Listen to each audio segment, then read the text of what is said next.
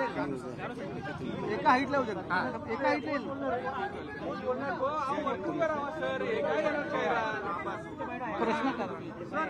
प्रश्न सांगा आणि पूर्ण काय नेमकी हे झालंय आर्ग्युमेंट काय झाली ते सगळं सांगा. माझं नाव ऋषिकेश गानू, यांचं विपुल दुशिंग आणि जितेंद्र सावंत, आम्ही तिघांनी आज आरोपींच्या वतीने युक्तिवाद केलेला आहे आणि सुधीर शहा सर या चौघांनी युक्तिवाद केलेला आहे.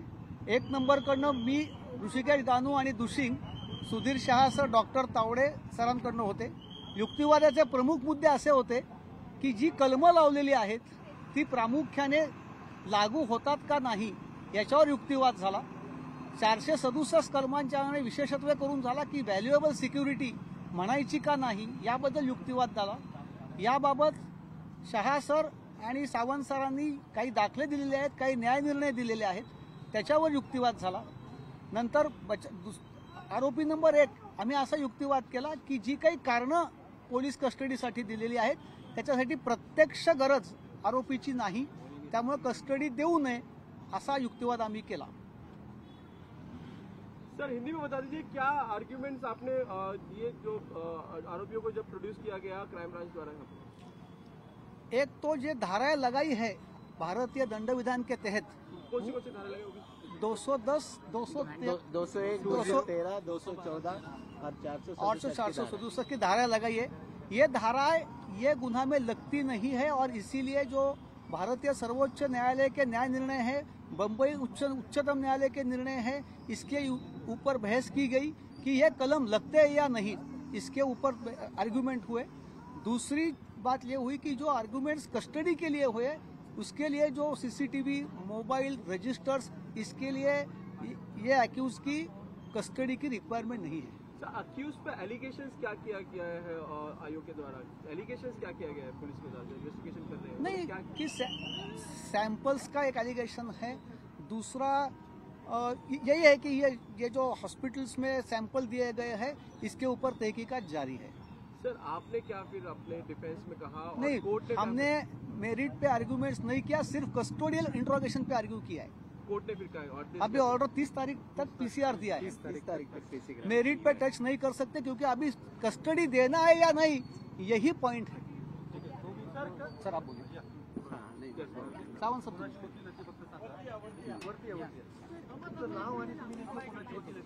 मी advocate Jitendra Sawant, doctor ready. मी ॲडव्होकेट जितेंद्र सावंत, मी आणि माझे सिनियर ॲडव्होकेट सुधीर शाह यांनी डॉक्टर अजय तावरे यांना रिप्रेझेंट करत होतो. तर त्यांच्यावर प्रामुख्याने आरोप असा होता पोलिसांचा की त्यांनी एक लोकसेवकाच्या सांगण्यावरून या गुन्ह्यामध्ये ज्या विधी संघर्ष बालकाला मदत व्हावी अशा पद्धतीने जे ब्लड सॅम्पल आहेत त्याच्यात छेडछाड केली असा त्यांच्यावर आरोप होता. त्या आरोपाखाली काल त्यांना पोलिसांनी ताब्यात घेतलं आणि रात्री त्यांना उशिरा अटक दाखवली. आज त्यांना हजर करत असताना पोलिसांनी सांगितलं होतं त्यांच्या पोलीस कस्टडीच्या कारणांमध्ये प्रामुख्याने की त्यांनी हे कोणाच्या सांगण्यावरून केलेलं आहे, तसेच ससून हॉस्पिटलचे काही सीसीटीव्ही फुटेज आहेत ते त्यांना जप्त करायचे होते आणि त्यात त्यांचा सहभाग काय आहे, किती आहे हे सगळं निष्पन्न करायचं होतं. हे पाहत असताना आम्ही न्यायालयाला या ठिकाणी सांगितलं होतं की हा आरोपी त्यावेळेस हे सुट्टीवर होते, यांचा त्या ठिकाणी प्रत्यक्ष सहभाग काहीही नव्हता आणि जे सेक्शन यांना लागलेले आहेत ते सर्व सेक्शन बेलेबल सेक्शन आहेत. बेलेबल सेक्शनमध्ये न्यायालयाला पीसी देता येत नाही, पोलिसांना पीसी घेता येत नाही आणि ज्या सेक्शनमध्ये बेलेबल आहे त्या आरोपींना त्याच दिवशी जामीन द्यावा लागतो. परंतु पोलिसांनी रिमांड रिपोर्टमध्ये जाणून बुजून या ठिकाणी 467 कलम फोर्जरीचं कलम लावलेलं आहे आणि ते गृहीत धरून न्यायालयाने आज पोलिसांचे आणि आमचं आर्ग्युमेंट धरून 30 तारखेपर्यंत या प्रकरणात पोलीस कस्टडी ग्रांट केलेली आहे.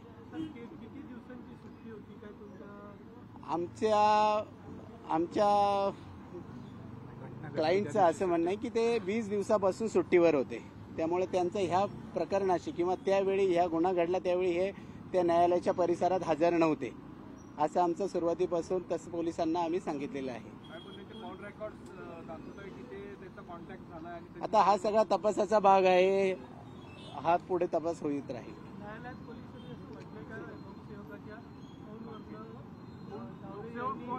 नाही, ते पण तपासाचा भाग आहे. नाही, त्याचंही काही सांगितलेलं नाहीये, असा पोलिसांचा आरोप आहे.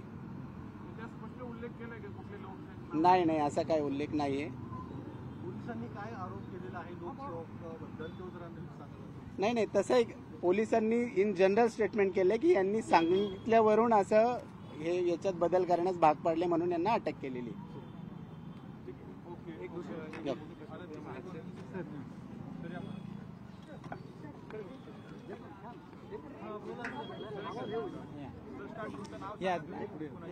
माझं नाव ॲडव्होकेट विपुल दुशिंग आहे.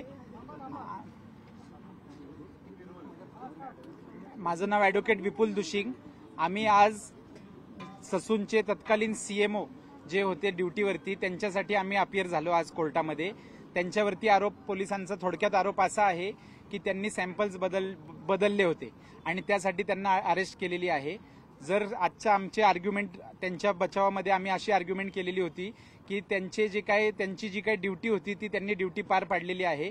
पोलिसांनी जो काही आरोप केलेला आहे त्याच्यामध्ये कुठल्याही प्रकारचं तथ्य नाही असे आरोपीचे इन्स्ट्रक्शन्स आम्ही न्यायालयाला पोहोचवल्या होत्या. परंतु गुन्ह्याचं गंभीर स्वरूप बघता न्यायालयाने 4 दिवसाची पोलीस कोठडी त्यांना दिलेली आहे तपास करण्यासाठी. आणि बाकीचे जे सेक्शन्स आहेत ते सेक्शन्स प्रायमा फेसी हे सेक्शन्स ह्यांच्या विरुद्ध अट्रॅक्ट होत नाहीत. हे पब्लिक सर्वंट आहेत, डॉक्टर्स आहेत, ह्यांच्या विरुद्ध कुठल्याही प्रकारे जे काही सेक्शन्स ॲलिज केलेले आहेत आणि ऍक्सिडेंटच्या घटनेशी सुद्धा ह्यांचा कुठल्याही प्रकारचा संबंध येत नाही. त्यामुळे त्यांना कुठली पोलीस कोठडीची आवश्यकता नाही असं आम्ही न्यायालयाला सांगितलं होतं. त्यामुळे पोलिसांनी 10 दिवस कोठडी मागितली होती. त्यापैकी न्यायालयाने दोन्ही बाजूचा युक्तिवाद ग्राह्य धरून 4 दिवसाची कोठडी दिलेली आहे. हरनोळ सीएमओ होते त्यावेळेस. दुशिंग आणि ऋषिकेश गानू तुम्ही दोघांनी रिप्रेझेंट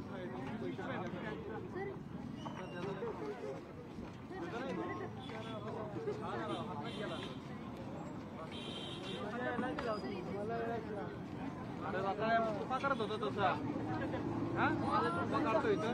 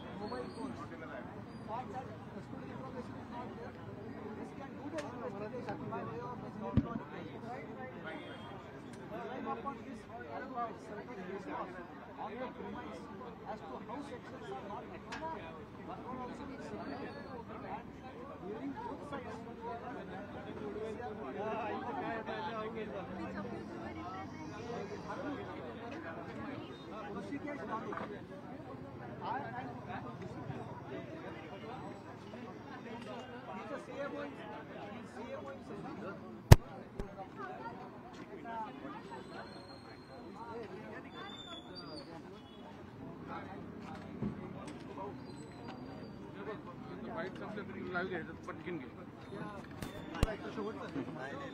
कुठे ए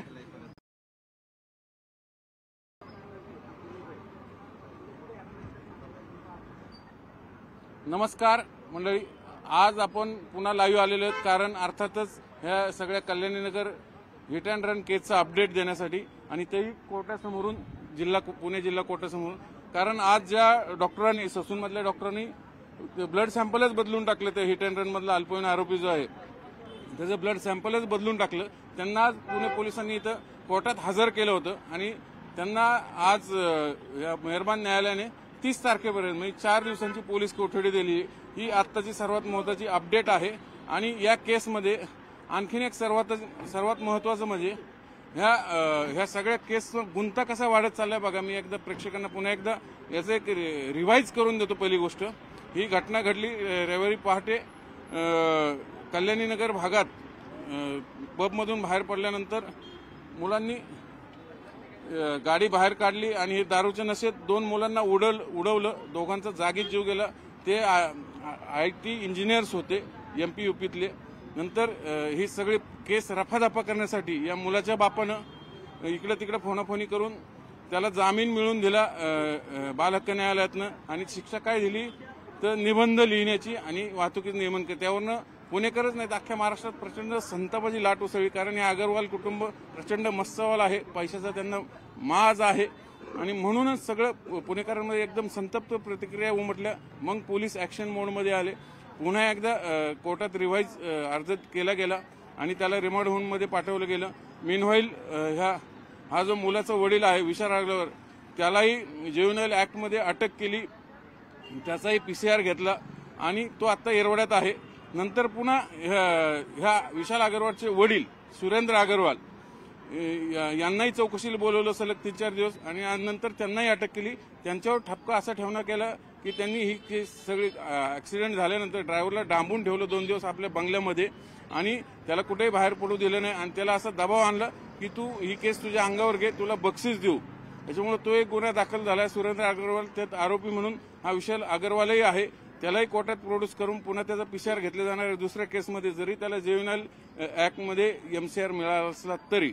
आणि पुन्हा ही तिसरी केस झालेली आहे अग्रवाल कुटुंबावर.